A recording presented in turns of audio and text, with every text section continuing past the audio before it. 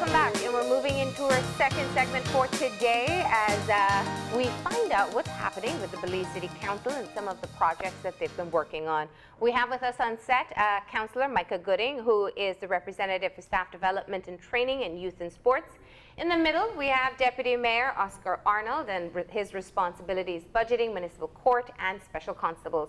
And on the end, we have Councillor Alan Pollard Jr., who's responsible for traffic, community participation, public relations, and special events. Good morning and welcome. Good morning. And thank you for being here. Hi, good morning. Thanks again, Isani Marlene and Channel 5. Yes. It's a pleasure to be on the show again. This morning we'll be speaking about our sports summer program, as well as the revitalization of our traffic advisory committee. So both councillors here will be able to speak on their respective points that they brought this morning. Yes, yes. So I think we should start off perhaps with looking at the traffic, because I'm sure people are stuck in it right now. Not too bad since high school hasn't opened as yet, but yes, no. We are preparing for that time. Sure. And, you know, you've had some time to get in office, kind of find out what's been happening and contribute your own ideas. So let's talk about that process in itself. You know, you have to get acquainted with what's been happening, what's working, what you think can be improved on. So tell us about that. Like you said, for me, it's mostly what could be improved on, because there are some systems in place already that we find that, you know, it was okay, it was working, but just needed to be tweaked a little. So most of my job there is optimizing, you know, the whole department in terms of how we deal with customers, or, you know, people that do day-to-day transactions with the department, and also the commuters having their experience in the streets of Belize less like what it is right now, you know. So that's, I know some people are complaining sometimes about the amount of traffic officers we have deployed, some people getting parking tickets, but it's just us utilizing all manpower, utilizing the whole department and the system and the law at the same time. Now, the effective management of traffic is always going to be a bone of contention for people, because we do want it to be under control. We just don't like when we're the ones that stop or get tickets. And there's also the distinction to be made between what is under the purview of the Belize City Council versus the overall traffic management. So let's start there. The main bone of contention for many people is the Philip Golson Highway, as the works are being done there. What's the responsibility for the Belize City Council, and what are some of the things that you're doing there? The responsibility in terms of the Belize City Council is just to ensure that, well, from the minute they pass the Hallover Bridge, they're basically our responsibility. However, in terms of the upgrade, that's central government. It's up to us to just ensure that the communication is there between us and maybe the engineers and whoever is in charge, because sometimes they just randomly block the street because, you know, they have to upgrade certain parts, and of course we take the lick for it because they feel that we're the ones responsible, no? However, it's kind of difficult taking the heat for you know, these construction companies, but I mean, at the end of the day, still within our jurisdiction, and we still have to ensure that we provide the right answers and make sure we alleviate some of the problems. So if we move away for a second from the Philip Golson congestion, and we look at the downtown traffic situation, which I think is equally as troublesome for motorists as coming into Belize City. If you look at Albert Street and Regent Street, and the turnaround time for one to be able to commute through that area, it's tough. Really is there any way of being able to manage that as a new administration, perhaps seeing something different that can be done to mitigate the traffic congestion? Well, actually, there's a lot of different suggestions on the table right now. It's just like finding the one that will work. It's not about just going in and changing something today and then everybody's in a complete uproar about it. But there's a lot of different stuff that we plan on trying to see if it may work or not. Regulating the amount of vehicles in the area somehow, making certain streets pedestrian only, But those are some of the things that we'll table with our committee. Yeah. We have just started but the Traffic Advisory Committee, which has not been operating since 2014. We had our first meeting last week, Thursday. It was a more introductory meeting. We met the different members. We have the police rep up there. We have fire, the Department of Transport, the manager, traffic manager. We have the mayor up there. So there's a lot of different people coming up with ideas. So it's not really me imposing anything on the public. It's a more joint effort, you know. So with that up and running now, I think that we should adjust those situations. What's the priority for the advisory council at this point in time? The first priority is, I think we were looking at the Boulevard area in terms of like 88, that area, and Penn Road, and you know, that was the main thing, and the buses, making sure that we do timely inspections to make sure that the quality of the buses are up to standard, make sure that the operator's name is well printed on it, making sure that there are spaces for handicap and elderly on the bus. So that was the main essence of our meeting Thursday. It went well, very well. Deputy sat there with us, so he could attest to that. I'm glad you brought up this issue, because I'm sure everybody's sitting up for attention now when you talk about buses within the municipality. And once again, if it's going out district, then that's not necessarily under your purview. But the issue with the city buses, and we saw a legal challenge recently as well, is the effectiveness of the service being offered. Public transportation is essential. Many people rely on it. You know, gas prices, many of us want to turn to it. But having an efficient service, it depends on who is getting the permits, and it really does depend as well on who is monitoring whether someone is adhering to their permits. Well, that's a big part of it, because when we were, prior to March 7th, when we were campaigning, one of the big things, one of our big positives was that we were able to say that we can sit down and have a discussion on reaching solutions. You mentioned the Philip Golson Highway. We've had our technical people reach out to the executing agencies to try to say, listen, we can alleviate some of the pressures. We understand construction is taking place, but we can alleviate some of the pressures to the residents and to the commuters. That is a little bit slow going, but that is a work in progress. With the Traffic Advisory Committee being revitalized, we now have a conduit where residents, commuters, motorists have a vehicle where they can send in a complaint or at least be heard and have all of that channeled up to the policymakers. We have in excess of 55,000 vehicles registered in the Belize City municipality. That's a lot of vehicles for the street networks that we have. So we will have a congestion problem. How we will solve it? It won't be a piecemeal approach. We'll have to sit down and look at a comprehensive plan, not only for downtown, but for the areas that are expanding. Coney Drive, Councillor mentioned on the boulevard where there's an organic kind of growth of businesses, and when you go there, even after hours, 6, 7, 8 at night, there's just a bustling of activity taking place. That again has to be regulated and managed. So which brings me to this point, if you don't mind me interjecting briefly. The issue of the dollar vans. When you look at specifically Mahogany Street and certain areas of the boulevard, and even going downtown or coming back down Vernon Street, it seems to be an issue where people are seriously aggravated when when the dollar van drivers, they don't respect, or they don't seem to respect the traffic laws and what have you, and they cut in and out of traffic at the expense of other people and the fender benders and all these other stuff. What is the advisory board doing to look at this situation seriously, perhaps with a view to containing what is taking place before Councillor addresses that, I just want to say as well that what you said, the aggravation to the other motorists, but the dollar vans are serving a purpose, and they serve a sector of our community who may not be able to do better as far as transportation goes. So we have to look at everyone. They do serve a purpose, like I said, but again, it comes to regulation and it comes to monitoring. Well, it being that we had our first meeting Thursday, it hasn't been tabled yet.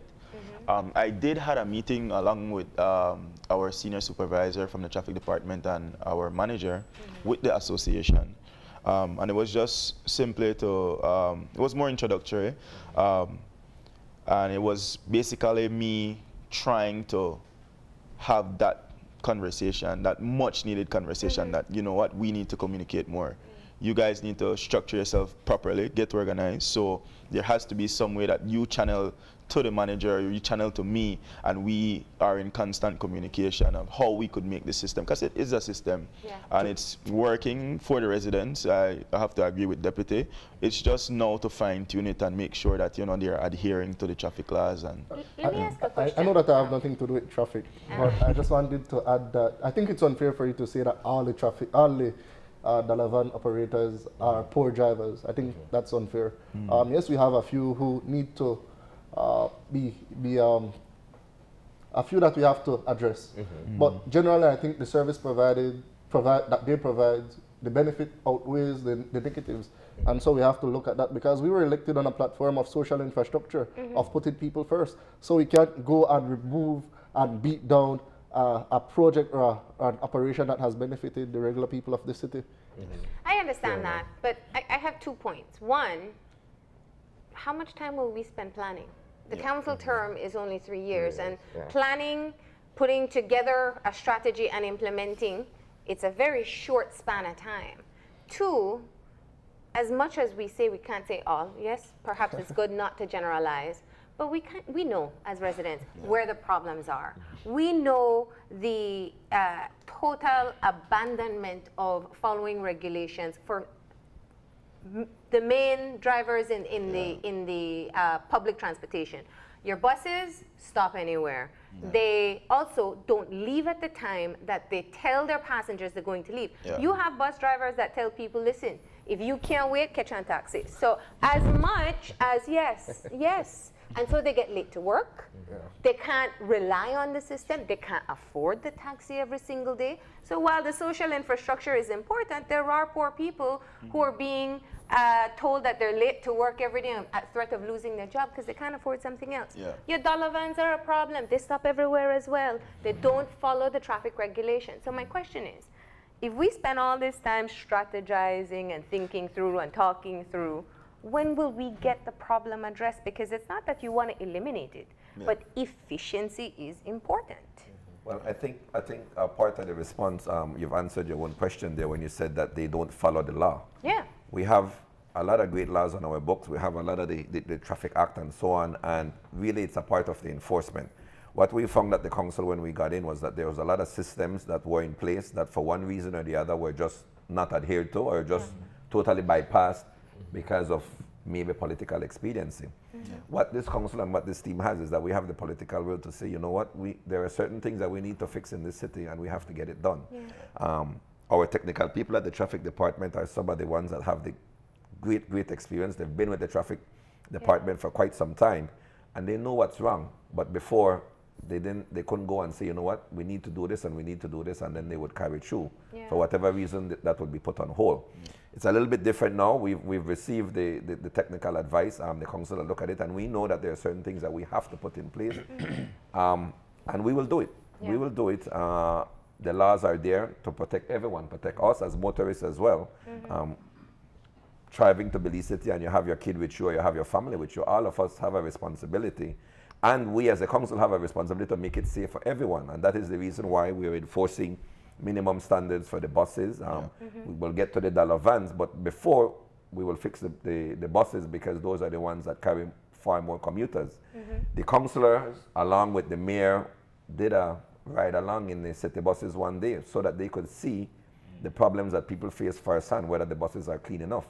You get in there at the morning to go to work, and by the time you get to work, your trousers are dirty because the bus wasn't clean the night before, kind of thing. So those little quality related issues are stuff that we're looking to fix first.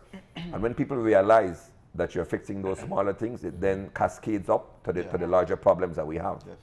And the thing with it, like, it's the public, they don't complain to the operators. Like, they don't understand that there's a company that you could, like, table your suggestion is straight to the traffic department, you know. You need to do something about this, you know. And I want to tell the public that you guys can demand more from the operators.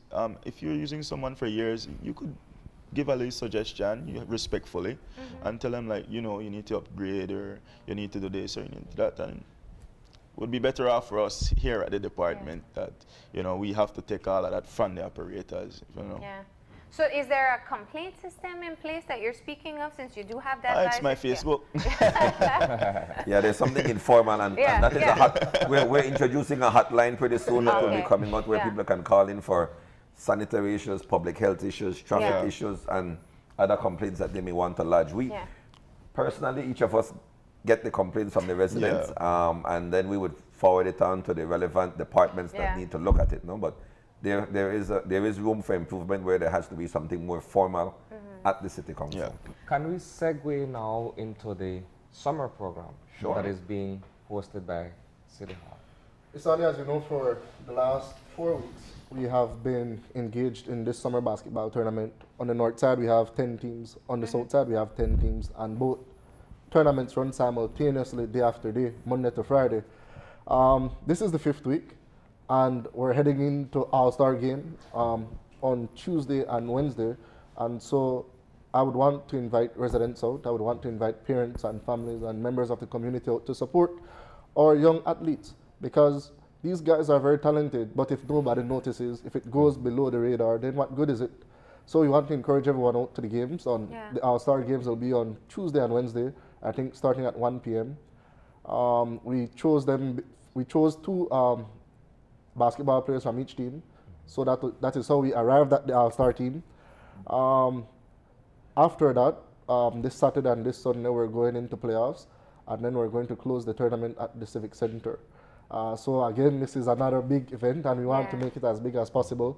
We want to put these athletes on the biggest stage possible, so that they could get all the recognition, they can get all the showtime they want. And so we just want to invite people out. It's going to be a free event. Now, as the councillor responsible for youth, you're looking at participants who come from all different areas in Belize City, and they come with different social exposure and that kind of thing. How do you put together a program where you consider the various backgrounds of the persons who are interested in this kind of an initiative? Isani, it has been an interesting experience, but fortunately, the strength of the program lies in the coaches. The coaches have demonstrated absolute leadership for these young boys, and that is something that I treasure. And girls, we have even female coaches. But the thing is that the coaches have been able to keep these boys in check. We know that sometimes they may not like how a certain referee blows against them. They may not like the fact that they're losing, but ultimately the coaches keep them together. And so that is huge. That is huge.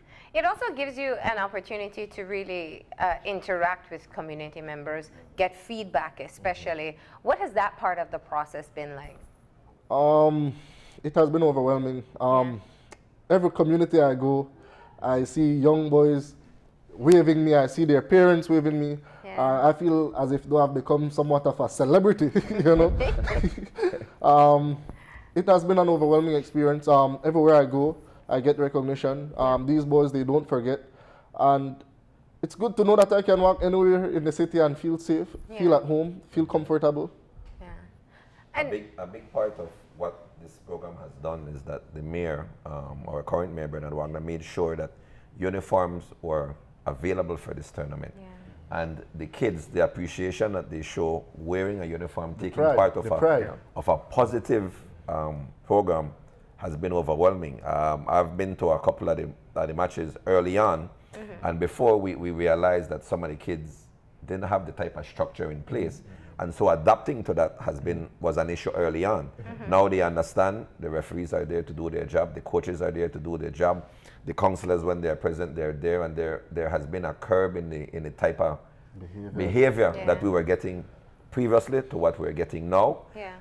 And we can only expand on that. I think a couple of the female players as well. We have a couple of females out there that are playing good ball. In the playoffs as well. Yes, and so having our young boys see these young women as well as not only a young woman, but as their equals on the court, playing and giving them that sort of respect has done a lot as well for the social interaction of all the kids.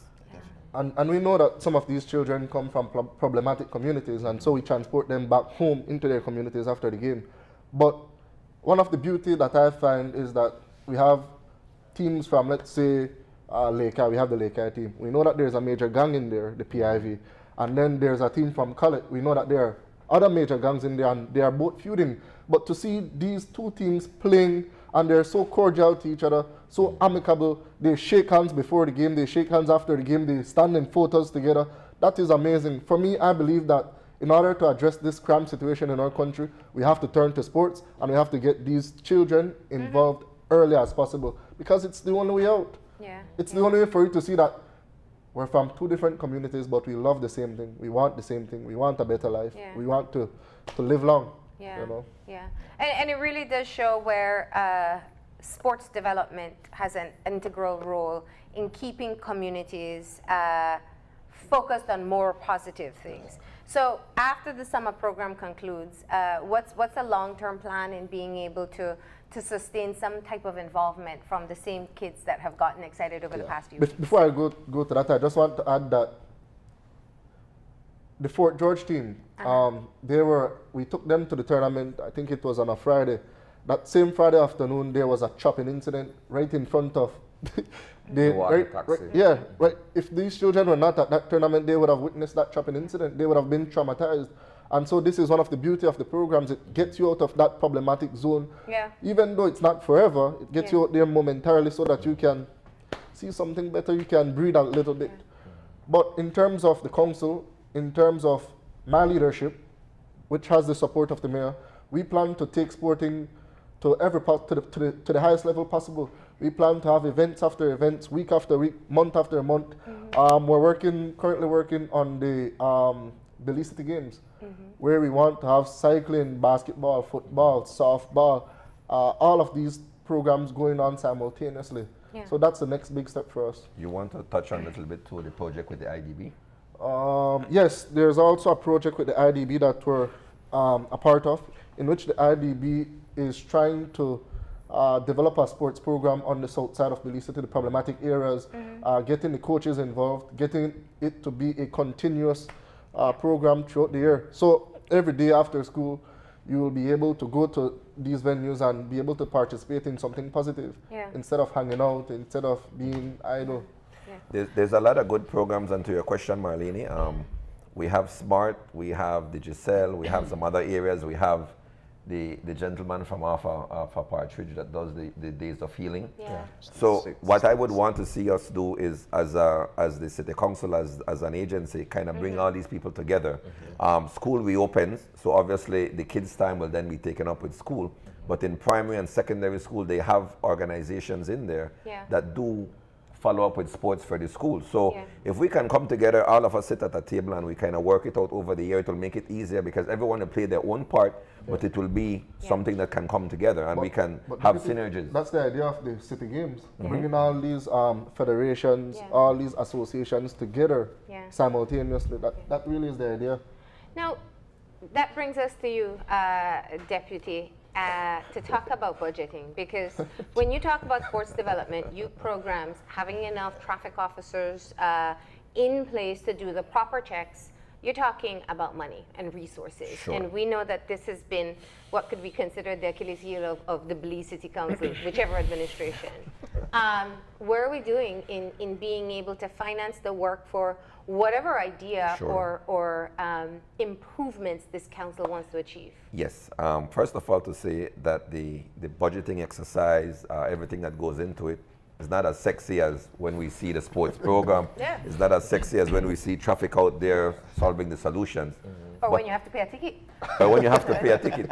But it's the root of everything else, because if we get that wrong, then we can't roll out our programs. That exercises for the upcoming fiscal year has started. We're looking at what our flows can be. We're looking at how we can broaden the base and widen the base of the services, the goods that we can deliver, because then that means that we will have more inflows. Coming in March 7th was an eye-opening experience for us, understanding that between December and March, the council takes in about 60% of its annual revenue, and 60% of the annual revenue is spent in those 3 months. So what we have programmed and what we have planned for next year is that we will try to stretch out the budget the program, stretch out the inflows so that it can last throughout the year so that we don't have a slow season. Well, I was going to ask that because obviously, for people who recall, you and the mayor both have a finance background. Sure. And where we have spoken of what was often called a peak season and a slow season for the council, and we've seen where sometimes payments can't be made and there are challenges in that area. It was kind of just status quo, Yes. Unfortunately, as to how the council functioned. What new ideas are you interested in implementing to have, whether it's new revenues coming in what is considered the slower periods, or being able to maintain your cash flow throughout the year? Sure. Well, the first thing is to accept the reality that we were faced with for this first year, and trying to cut the wastages that were taking place at the council. The council does have a huge wage bill, so that is one of the things that we will have to look at. But we do collect $24–25 million for the year, and that is a fairly large company in Belize. So we do believe that we have the amount of flows to sustain throughout the year once it's programmed properly. So the budgeting exercise that is happening now for the current fiscal year, we will see a lot of that taking place. Before, we had expenses that were budgeted, let's say $100,000, would be exceeded by $150,000, almost 150% more than was budgeted. And when you ask for an explanation, none would be given because there was none. We were overruled, and that was just the case. And we're saying we can't operate like that. That is what gets you into problem, and that is what puts you in a problem in the first place. So that is one of the things that we will have to look at. This council came into March 7th on a social platform, and even more importantly, the budgeting and the handling of the finance has to be far more important if we are to achieve some of the social infrastructure programs that we set out to provide in our manifesto. Let me follow up there though, because the challenge is a business can be very bottom line driven. You know, it's about being able to ensure that you can be able to finance your work, let's say it that way. A political organ like a council that has a responsibility to people oftentimes has to have that flexibility to go over budget, or you know, if there's a upsurge in crime in one area and Councillor Gooding says, I want to do some immediate community work in that area, but you don't have a budget for it, you kind of have to have that flexibility when you're dealing with people. What's been the practice for the past few months in how to be able to balance both these needs? Sure. Like you rightly said, if you don't have a budget for it, but you have the need to go and find it, you have to maybe look at another line item. So it's not that you're going to exceed your budget on every item, because that is a recipe for disaster.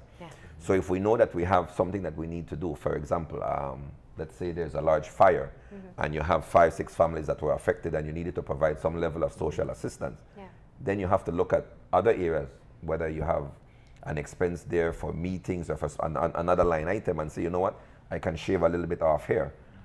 But you can't provide for that and then still don't take it from somewhere else. Where it's coming exactly. from. So that is the balance that we're talking about.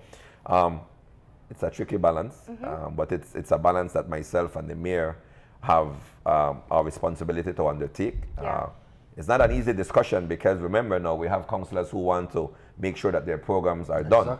Sometimes we may have to say, listen, we maybe schedule this for August, but we may have to push it to September or October. But that's a discussion that has to happen if we want to see it take place. And you're right, you're saying that we are a political animal. We haven't lost sight of that. However, if we budget, and we can budget wisely, we can leave contingencies in our budget to address those sort of needs. It's when you don't do it that you run into problems. And just to add to the deputy, we know that there are many who want to see us fail, to see our council fail, for whatever reasons.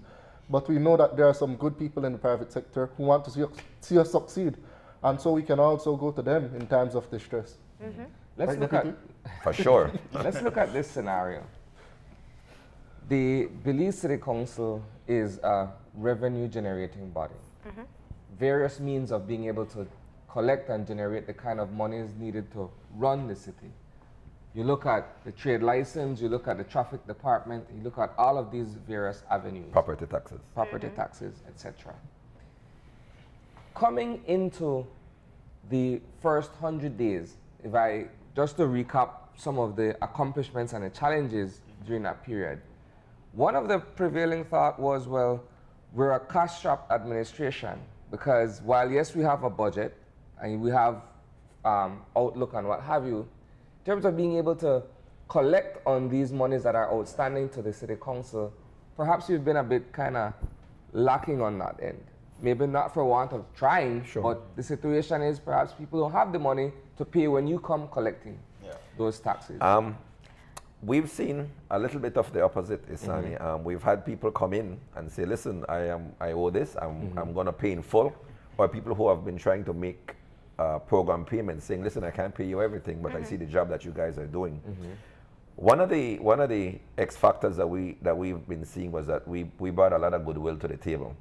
A lot of businesses, like Councillor Gooden mentioned, are willing to work with us, are willing to say, you know what, we understand what you're going through. We know that this is a chronic problem, and we're willing to work with you through it until we get to that point in time when we can normalize payments, relations, that sort of thing. So that has helped as well. The council has about $17 million outstanding in property taxes. The trade license, the liquor license, because you need those to operate your business, have been one of the areas where we have high collection ratio there. The outstanding property taxes now is an issue. We have our revenue manager and our technical people looking at it, because while you need to collect that, you also have to be cognizant of the fact that some people have run into hard times over the last 10 years. The economy is what it is. But all of them will say that. Yeah, sure. No, all of them will say it, but we have a relatively small community in Belize, and if they're telling you that, but then every weekend you see someone out expending or splurging money, then you can say, listen, man, you can say, listen, man, come, make we talk, make we sit down, and that is the strength of this council. It requires innovation. Sure, and people, if they see their tax dollars at work, they don't mind paying. We've had people come in, we've had lawyers, we've had doctors, we had common, regular Belizean retirees come in and say, listen, for the first time in 3 years, my drain was cleaned. I don't mind paying my taxes now because I don't have to quarrel. And so that has been a silver lining in what we met at the council, and we're trying to maximize on that as much as possible. Okay. Anything else on the horizon that you would like to share with our viewers? I'd just like the councillors to also talk about the summer program that we had with the S&B Ministry of Sisters and Brothers, where we gave out over 600 school packs to kids, and also an additional almost 500 pantry items to individuals on 3 or 4. We did the 10 constituencies, but we maximized in 3 constituencies: Lakei, Colette, and Port Loyola. I think this initiative was spearheaded by Dr. Kenny Spitz. I think she has responsibility for foreign affairs. Ultimately, about over 300 persons benefited from the program. It goes in line with our social infrastructure platform that we were elected on, about providing service to people. We know that in these times it's difficult for people to purchase a bag of groceries. We know that even the government's pantry, it's at a cost. But we decided to provide it free because we know that times are hard and people are in need. We also provided school equipment. We provided hygiene equipment. We provided footwear for men, women, and children. We provided clothing. I think the only thing left for us to have provided was a house. But we did all we could with the support of Dr. Pitts and the mayor, because they led this initiative. They believed in it, and we want to see how next year we can make the program even bigger. Next year, how we can reach more people. Next year, how we can provide more resources, because we know that times are hard and people just can't cope. Also, the guys from the S&B ministries. Those people worked hard over the past weeks getting ready, preparing these packages, and they had to package in the States and in Belize, so it was really a task for them. And it was a great example of, again, City Council, a partnership with S&B Ministry, Sisters and Brothers Ministry out of Palm Beach, Florida. They called the mayor and said, listen, we have these items to give out. How best can we partner? Mayor Wagner brought them in. Dr. Pitts, as the councillor in charge of that, was put on point for that. But the entire council, the entire councillors toiled over a weekend to try to get the packages together. And the only problem was that we weren't able to give as much people as we wanted to, but next year the program will be expanded, and we hope to have a further penetration in the societies that we serve. And sometimes we get so wrapped up in what our day-to-day in the council, Micah, deputy and myself, you know, we tend to forget sometimes that, you know, we are politicians here, you know. So it's that balance we need, you know, to be out there and seeing the kids with their school bags, smiling, and, you know, running in line to get theirs first. Or, you know, it was a very, very heartwarming experience for us. Seeing the smile on those people faces, that made you feel as if you've done something really great, man. That is all that matters at the end of the day. Just seeing that smile and hearing thank you, the gratitude. Definitely. All right. Well, thank you for coming in and sharing the latest updates as to what's happening with the council. Thank you. Thank you. We're going to go ahead and take a break, and when we come back, we'll be joined by the Scout Association of Belize to talk about their Belize Leadership Training Program. So stay tuned.